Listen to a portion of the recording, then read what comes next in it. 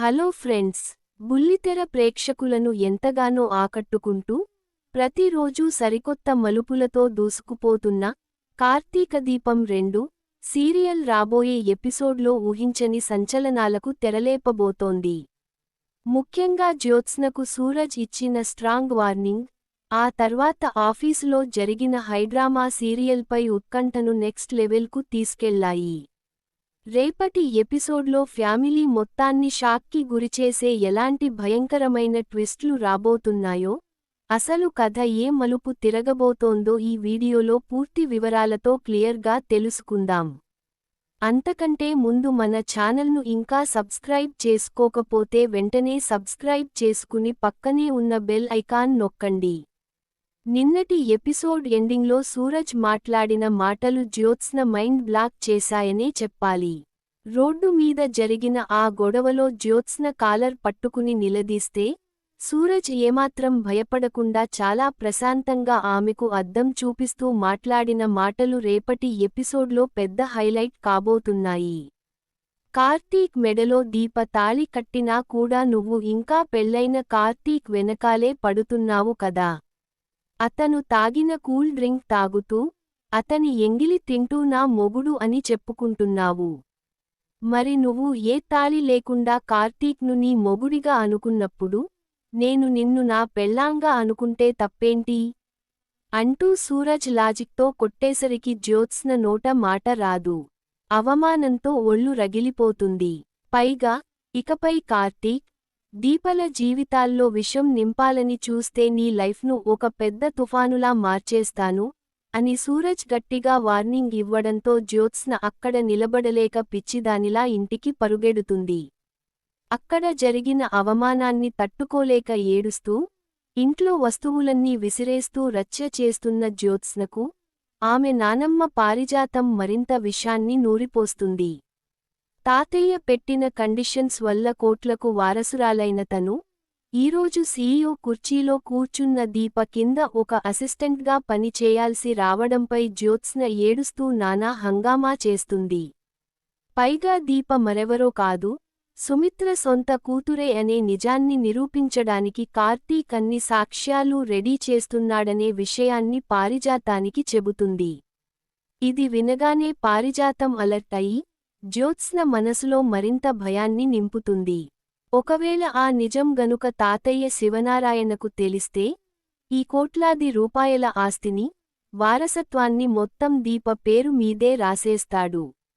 అప్పుడు ఈ ఇంట్లో నీకు స్థానం ఉండదు, నువ్వు రోడ్డున పడతావు. కాబట్టి కార్తీక్ ఆ నిజాన్ని అందరి ముందు పెట్టకముందే, నువ్వు ఆ సాక్ష్యాలన్నింటినీ నాశనం చేయాలి, లేదా కార్తీక్ను పెళ్లి చేసుకుని ఆస్తిని నీ పేరు మీదకు మార్చుకోవాలి అంటూ భయంకరమైన ఐడియా ఇస్తుంది. కట్ చేస్తే, మరుసటి రోజు ఆఫీసులో దీప సీఈఓ కుర్చీలో ఎంతో హుందాగా కూర్చోవడం చూసి కార్తీక్ మనసులోనే ఎంతో మురిసిపోతాడు. అదే సమయంలో కూతురు శౌర్యకు మార్కులు తక్కువ రావడంతో దీప బాధపడుతుంది. ట్యూషన్ ఫీజు కట్టలేకే ఇలా జరిగిందని ఫీల్ అవుతున్న దీపతో, ఇకపై శౌర్య బాధ్యత నాదే, నా కళ్ల ముందే ఆఫీస్లోనే ఉంచి చదివిస్తాను అని కార్తీక్ భరోసా ఇస్తాడు. అంతలోనే జ్యోత్స్న ఒక అసిస్టెంట్లా ఫైల్స్ పట్టుకుని లోపలికి రాగా, కార్తీక్ అందరి ముందు ఆమె పొజిషన్ ఏంటో గుర్తుచేసి గట్టిగా ఇన్సల్ట్ చేస్తాడు. నువ్వు ఇక్కడికి యజమానురాలివి కావు, కేవలం దీపకు అసిస్టెంట్వి మాత్రమే. నువ్వు ఈ ఫైల్ మూవ్ చేయాలన్నా సీఈఓ దీప గారి సంతకం ఉండాల్సిందే అని రూల్స్ చదివి వినిపిస్తాడు. దీంతో జ్యోత్స్న తీవ్ర అవమానంతో లోలోపలే కసితో రగిలిపోతూ, నువ్వు కూర్చున్న ఈ కుర్చీని నీకు మరణశాసనంగా మారుస్తాను దీప అని మనసులో అనుకుంటుంది. ఇంతలో సూరజ్ ఆఫీస్లోకి ఎంట్రీ ఇవ్వడంతో జ్యోత్స్న గుండెల్లో రైళ్లు పరిగెడతాయి. నిన్న రోడ్డుపై జరిగిన గొడవను ఎక్కడ కార్తీక్ ముందు చెప్తాడో అని భయంతో వణికిపోతుంది. కానీ సూరజ్ అక్కడ గొడవ పడకుండా కార్తీక్కు ఒక ఇంపార్టెంట్ ఫైల్ ఇచ్చి వెళ్తూ, జ్యోత్స్న చెవిలో ఒక పవర్ఫుల్ వార్నింగ్ ఇస్తాడు. వేరే వాళ్ల మొగుడి మీద ధ్యాస పక్కన పెట్టి, నీ కాబోయే మొగుడి గురించి ఆలోచించు. నీ ప్రతి కదలికపై కన్నేసి ఉంచడం ఈ సూరజ్ బాధ్యత అని నెమ్మదిగా చెప్పి అక్కడి నుండి వెళ్ళిపోతాడు. ఆ చూపులకే జ్యోత్స్నకు చెమటలు పడతాయి. ఆ తర్వాత కార్తీక్, దీప ఒక ముఖ్యమైన మీటింగ్లో బిజీగా ఉన్నప్పుడు జ్యోత్స్నకు మంచి ఛాన్స్ దొరుకుతుంది. ఎలాగైనా సుమిత్ర, దీపల రిలేషన్కు సంబంధించిన సాక్ష్యాల ఫైల్ను దొంగిలించాలని కార్తీక్ క్యాబిన్లోకి రహస్యంగా దూరి వెతకడం సూతదో చేస్తుంది. అనుకున్నట్లుగానే మెయిన్ ఫైల్ చేతికి చిక్కుతుంది. అబ్బా దొరికింది అని ఆమె సంతోషపడే లోపే వెనక నుండి అడుగుల శబ్దం వినిపిస్తుంది. భయంతో వెనక్కి తిరిగి చూసేసరికి అక్కడ సాక్షాత్తు కార్తీక్ తీవ్రమైన కోపంతో నిలబడి ఉంటాడు. కార్తీక్ ఆ ఫైల్ను లాక్కుని, నా క్యాబిన్లో దొంగతనం చేస్తావా? నీ కుట్రలన్నీ నాకు తెలుసు. నువ్వు ఎన్ని జన్మలెత్తినా దీప హక్కును, స్థానాన్ని మార్చలేవు. త్వరలోనే ఆమె ఈ ఇంటి వారసురాలిగా అందరి ముందుకు వస్తుంది. నువ్వు దీపకు సేవలు చేస్తూనే బతకాలి అని మొహం మీదే తేల్చి చెప్తాడు. తీవ్ర అవమానంతో ఏడుస్తూ ఇంటికి పరుగెత్తిన జ్యోత్స్న అక్కడ ఒంటరిగా ఉన్న సుమిత్రను కలిసి మైండ్ గేమ్ ఆడటం స్టార్ట్ చేస్తుంది.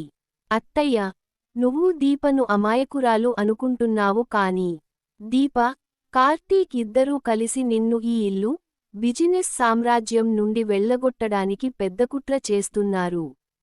అందుకే రాత్రికి రాత్రే ఆమెను సీఈఓ కుర్చీలో కూర్చోబెట్టారు అంటూ లేనిపోని అబద్ధాలు చెప్పి కొన్ని తప్పుడు ఆధారాలు చూపిస్తుంది. దీంతో సుమిత్ర మనసులో కూడా దీపపై ఒక చిన్న అనుమానపు బీజం పడుతుంది. ఇక రేపటి ఎపిసోడ్ క్లైమాక్స్ అయితే ఊహించని ఒక మైండ్ బ్లోయింగ్ క్లిఫ్ హ్యాంగర్తో ముగుస్తుంది. సాయంత్రం ఫ్యామిలీ అంతా హాల్లో కలిసి కూర్చున్నప్పుడు తాతయ్య శివనారాయణ కూడా అక్కడికి వస్తారు. అందరూ ఉన్న ఆ సమయంలో కార్తీక్ లేచి నిలబడి, ఈ ఇంటి తలరాతను, భవిష్యత్తును మార్చే ఒక పరమ పవిత్రమైన నిజాన్ని బయటపెట్టబోతున్నానని, దీప మరెవరో కాదు సుమిత్రమ్మ కూతురే అని చెప్పబోతుంటాడు. సరిగ్గా అదే టైంలో జ్యోత్స్న చేతిలో పదునైన కత్తి, లేదా విషం బాటిల్ పట్టుకుని హాల్లోకి ఎంట్రీ ఇచ్చి నానా హంగామా చేస్తుంది.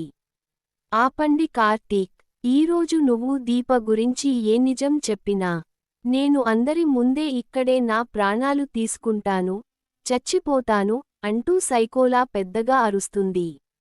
జ్యోత్స్న ఆ కోర రూపాన్ని చూసి దీప, కార్తీక్, సుమిత్ర, శివనారాయణులతో సహా ఇల్లంతా ఒక్కసారిగా షాక్ అయిపోతుంది. సూరజ్ ఆమెను ఆపడానికి ముందుకు వస్తాడు కానీ జ్యోత్స్న ఎవరినీ దగ్గరకు రానివ్వదు. మరి జ్యోత్స్న చచ్చిపోతుందనే భయంతో కార్తీక్ ఆ నిజాన్ని దాచేస్తాడా? లేక సూరజ్ తన సమయస్ఫూర్తితో ముందుకు వచ్చి జ్యోత్స్న ఆడే ఈ కొత్త ప్రాణాంతకమైన ఆటకు ఎండ్ కార్డ్ వేస్తాడా? అనేది రేపటి ఎపిసోడ్లో చాలా ఇంట్రెస్టింగ్గా ఉండబోతోంది. అస్సలు మిస్ కాకుండా చూడండి. ఈ వీడియో గనుక మీకు నచ్చినట్లయితే వెంటనే ఒక లైక్ చేసి, మీ ఫ్రెండ్స్కు కూడా షేర్ చేయండి. Thank you.